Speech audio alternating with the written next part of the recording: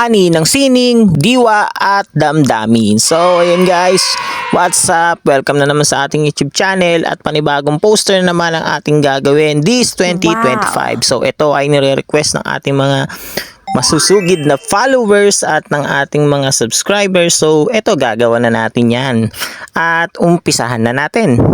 Habang nagbabasa ako at nag-scroll ng mga comments sa aking Facebook page at sa ating YouTube channel, same sa ating TikTok page, ito yung madalas na nakikita kong team na hinihingi ng mga ng mga followers natin, no. Madalas ko nakikita ang comment ito nitong pagpasok ng February. So ayun, ito gagawa na natin. Hindi ko alam kung ito yung pinaka team of the month, no. Lagi kong nakikita to ngayon. Ito yung madalas kong nakikita. So tsaka nababasa, kaya ito gagawa na natin. Bali dito sa sa poster na ginagawa natin sinisimulan na natin syempre sa pagle-layout. Actually, ito naman talaga yung lagi kong ginagawa sa mga video na ginagawa ko, no.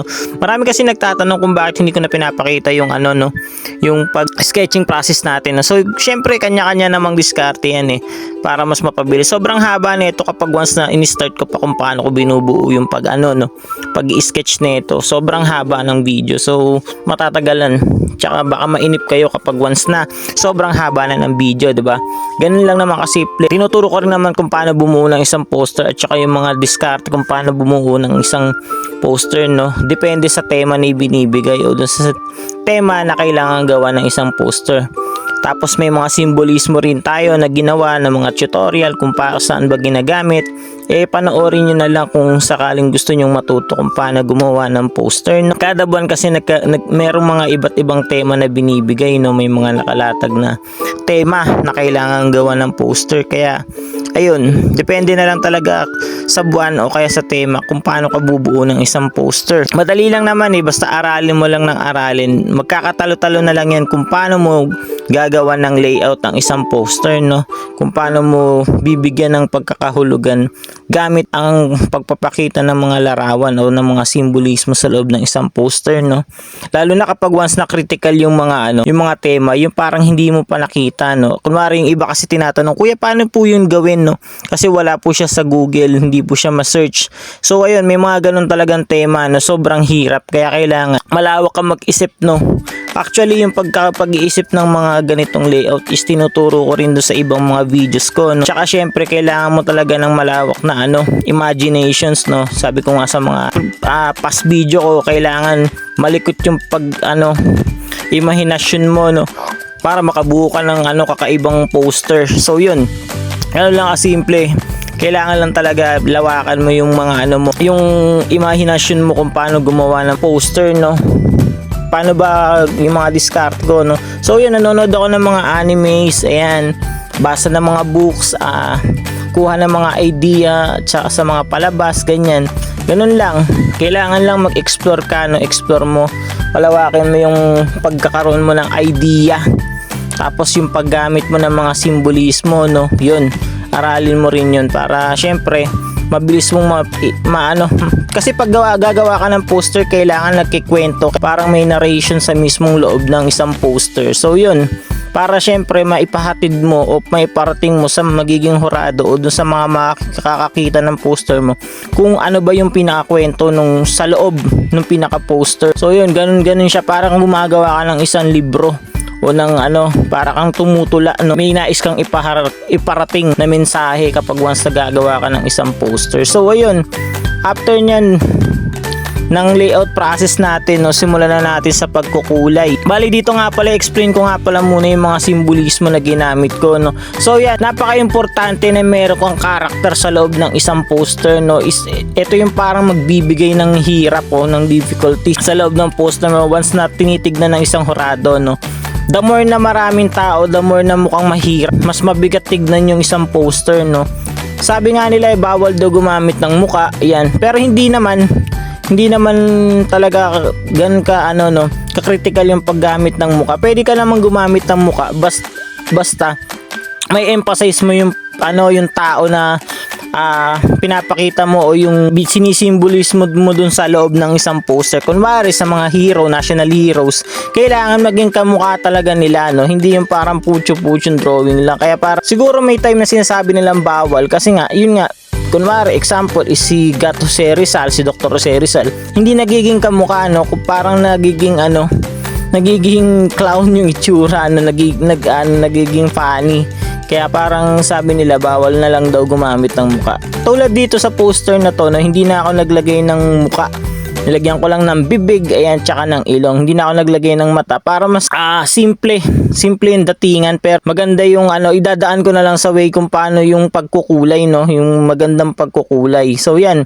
Pero makikita nyo naman sa lahat ng poster na ginagawa ko, naglalagay talaga ako ng muka kasi mas nabibigyan ko ng buhay yung character sa loob ng isang poster, no. Mas maganda tignan lalo na may muka kasi parang mukha siyang detail yung pagkakagawa. So yun, depende sa iyo kung galagyan mo ng muka o hindi, ganun.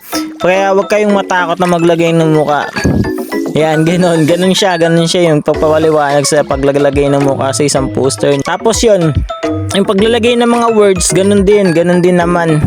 May mga kasi may mga bagay or may mga simbolismo hindi kayang i-explain ng isang ng isang object. Example sa mga buildings, lalo na kapag once na mga ahensya na tumutukoy sa mga ahensya, kunwari yung DepEd, ganyan, 'di ba? Parang ang hirap naman. Kung logo ang gagawin mo, medyo matatagalan.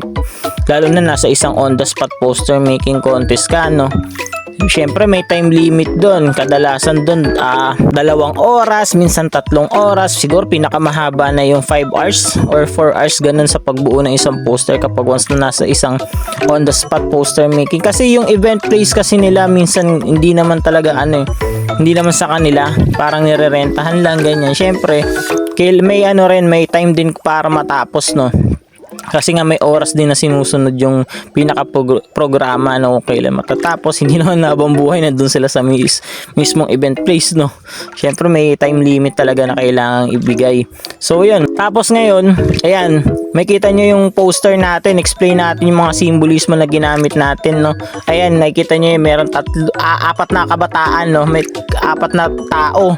Ayan, 4 na character. Yung sa taas, nakikita nyo yung tao na, yung babae, na nag-gymnast, o dyan yung nire-representa ng talento ng pagsasayaw. Ayan, diba?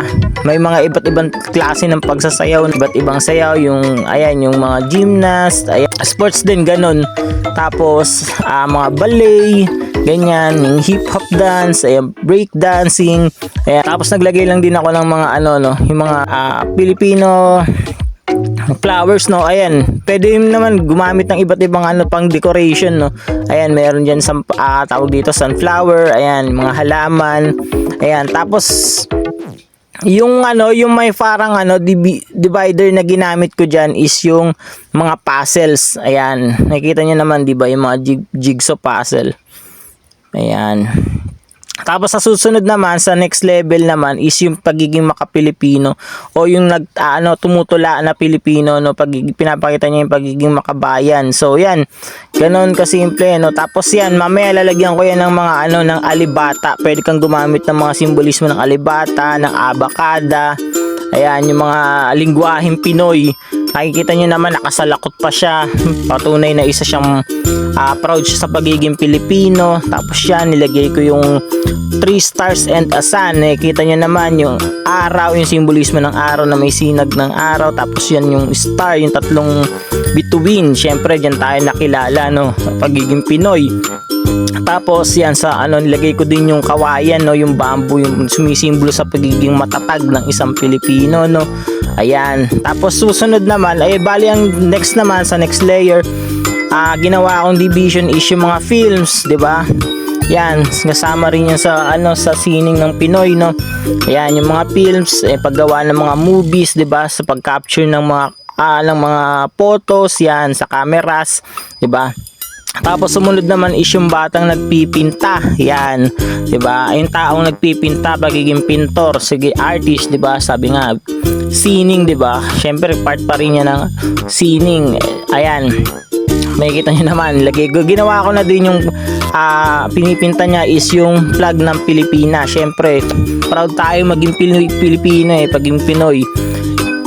Tapos yan, nilagay ko na din yung mga mga kagamitan sa pagguhit, paggamit ng mga ng mga canvas, ayan, yung papel, ayan, 'di ba? Yung lapis, 'di ba? Ganon kasimple. May express nyo, mapapakita nyo yung yung mga gusto nyo iparating gamit yung mga simpleng simbolismo lang. Hindi nyo kailangan magbigay ng mga critical na simbolismo na kung ano pa man. Basta ang sikreto lang sa paggawa ng poster, the more na simple, the more na madaling makuha yung yung gusto mong mensaheng iparating, the more na mas malakas ang chance mong manalo. Ayun yung pinaka-diskarte o yung tip na maibibigay ko sa inyo. The next level na, ito yung sa pang-apat na level na, is yung ginawa akong division o yung divider is yung syempre yung sa piano, no? Yung sa piano. Ayan, may kita nyo naman, 'di ba? Ayan. Tapos sa baba nun, nakikita nyo yung bata o yung babae, yung mga kababaihan na kumakanta, no? Ayan, 'di ba? Nilagyan ko lang din ng style. Kanya-kanyang diskarte naman yan kung paano nyo iguhit yung mga karakter nyo sa loob ng poster. Syempre ako ito, ganito ako gumawa ng mga karakter sa loob ng poster, no? Hindi ko ginagawang realism, hindi ako mahilig. Noon, mga past na paggawa ko ng poster, nung mga syempre sumasali ako sa mga poster noon, nung mga high school level, college level, mahilig ako sa realism, no? Ayan, yung mga makatotohanang tao. Pero ngayon, mas pinili ko nang gumamit ng mga ganitong style ng tao, no? Mas mas attractive siyang tignan. Para sa akin, depende naman talaga yun sa atake mo, no? Sa paggawa mo ng mga poster, no? Depende sa style mo. Kanya-kanyang style kasi yan, hindi tayo pare-parehas ng estilo at saka ng taste sa paggawa ng isang poster. Ayun, makikita niyo yung yung nota, yung mga nota, syempre pagkanta nga, 'di ba? Pagkatanong kabataan ng mga Pilipino. Ayan yung mga talento na may papakita ng isang Pinoy, no, na pwedeng pumasok sa tema ng sining week, ani ng sining week, wika, diwa at damdamin. So yun, ganyan lang kasimple yung pagbuo ng ng poster. Baka sabihin nyo masyado ako madaldal, marami akong sinasabi. By the way nga pala, no, kung di ka pala nakasubscribe sa ating channel, subscribe mo na yan. Follow mo na rin yung FB page natin at saka yung TikTok page, no. At saka kung napapanood mo yung video na to, kung maabot ka sa video na to, paki-comment naman kung tagasan ka, para malaman ko kung hanggang saan inaabot yung mga videos natin. Ulit-ulitin ko lang ang sasabihin dito sa page natin. Sabi kasi nila, yung mga videos natin hanggang dito lang, no? Walang mararating itong mga videos na ginagawa ko. Paki-comment na lang kung hanggang saan umabot yung video na to, lalo na kung napapanood mo tong poster na ginagawa ko. So yun lang, mag-comment ka lang dyan, mag-iwan ka ng comment kung nagustuhan mo yung mga ginagawa natin poster. Marami tayong poster dyan, no? Poster tutorial, poster tips, yan. Panoorin mo lang ng panoorin, no?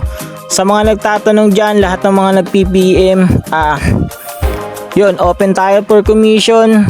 Yan, mga hirap gumawa, magko-comment lang kayo dyan, pwede nating ipadala, pwede kayong gumaya, yan, pwede nating ipadala yung mga natin, commission natin dyan, ganyan lang. Tapos yan, yung mga nagko-comment nga pala na paano yung ganito, paano ba ginawa yan, ganyan, panoorin nyo yung mga videos na ginagawa natin, guys. Ganun lang. Ilang yung mga may tutulong na sa akin, panoorin lang yung mga video na ginagawa ko. Nakakatawa lang din kasi yung mga positive comments na nakikita ko, no? Nababasa ko sa ating channel. Ayan, yung mga lahat ng mga katanungan nyo, guys, pag once na gusto nyong masagot yan ng mabilisan, no, watch nyo lang yung mga videos natin. Promise, nandiyan lahat ng kasagutan. Nasa title din naman, makikita nyo kung para saan yung mga videos na ginagawa natin. May mga title dyan, scroll lang. Nasa YT channel natin lahat ng mga videos na ginagawa ko. And then lahat yung mga compilations, ayan, masasagot ka agad nila yung mga tanong. Yung mga ginagamit natin pangkulay, kung paano natin kinulayan, yung mga technique sa pagkulay, paano bumuo ng poster, ayan, ano ba yung mga diskarte para manalo sa isang poster, ayun. Andyan lahat yan, guys, nandyan lahat ng mga videos natin. Ito about siguro sa tema ng pagiging buwan ng wika. Pwede rin to sa kasama sa buwan ng wika. Hindi ko alam kung sa buwan ng wika ba tong na to, no, o AP month, ganyan. Pero syempre, yun nga, requested naman natin ng mga followers, so ginawa ko na.